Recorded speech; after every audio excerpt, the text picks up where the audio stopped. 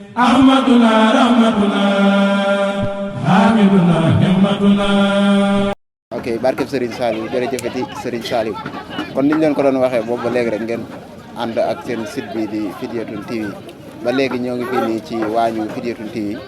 waaye ñu taxaw ak kenn ci jëwriñ yi xam naa dañ koy jox mu présenté wu mu wax ni lan mooy taxawaayam ci liggéey bi fii nii ci waañu jëwriñ ñu ngi lay nuyu gannaaw ba nga présenté yoo nga wax ñu sa tur. waaw asalaamaaleykum mbokki taalibe yi mbokki julli maa leen di siyaare bu baax a baax man la jëwriñ Adama Sène jëwriñ magasin ci ñu ma gën a xam moom man ma féetewoo ci magasin bi waaw bu loolu weesoo ñu ngi leen di sant di leen gërëm bu baax di gërëm mbokki taalibe yëpp ci liggéey bu am solo bii nga xam ne dañ koy teewee chaque année mu doon nag liggéey boo xam ne nii mën nañoo wax ne métti na méttiwul parce que tawfeex doo nga nañ ciy jëlee waaw liggéey yëpp Serigne Saliou moom yaakaar naa ne buñ ci jëleewul tawfeex tamit amul leneen luñ ciy ñaxtu gannaaw dañ ciy def suñ doole def ci suñ alal di ñëw tamit di indaale alali jaamur pour bés bi gën a màgg loolu daal moo doonoon ci ay kàddu yoo xam ne nii mën nañu ko cee leeral ci njëlbët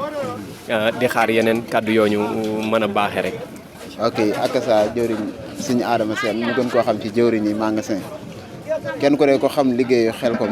da nga déplacé wu ci ay kilomètres yu sore sori waaye bagage bu nekk da nga ko indi loolu lépp bu ñu ko indee ñu teg ko sa loxo ngir di ko saytu ndax mën nañoo xam liggéey boobu taxawaay bi nga xam ne yaa ngi ko ci am ci biir waañu Fidyatune. waaw bu loolu weesoo liggéey bi de mën naa wax ne dan ma ko jox nii waaye jàpp naa ne daa am ñu ma ci ànd ak ñooñu ma ci ànd ak nag bu taxutoon ak ñoom mën naa ne du sotti parce que gars yi dañuy dem marché jëwriñ ñi dañuy dem marché ndugg seen ndugg ñëw te loolu daa am lu mu laaj dafa laaj suivi aussi parce que fii kenn weddiwul ne fi ñu taxawee nii mooy mën naa wax ne mooy route nationale Xelcom parce que daa rey neuf fii ñu ne fi la mbokki taalibe yëpp di ñëw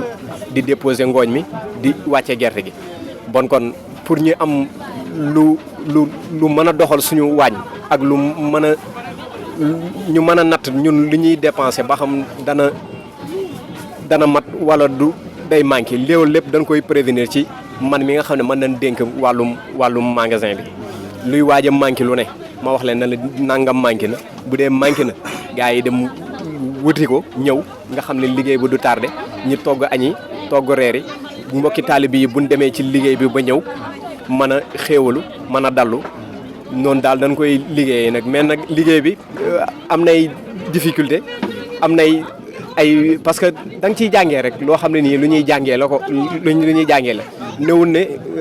sama jëmm ji xeebu na lool ci liggéey bu mel noonu loolu tamit dama koy sante ñi ma ko jagaleel parce que am na ñeneen ñu ko mënoon a taxawee ñu ko mënoon a jëfe bu baax a baax mais man nañ ko sant te nag maa ngi ciy bay sama waar di leen ci sant bu baax a baax parce que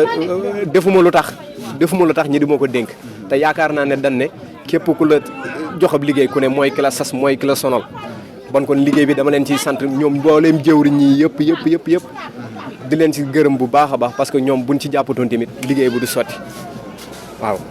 macha allah Serigne Adama comme ni nga ko waxee noonu am na solo ndax liggéey boo gis bu nekk rek faaw mu am koo xam ne mooy nekk ci boobu man di organiser comme ni ñu la dénkee wàllu magasin bi noonu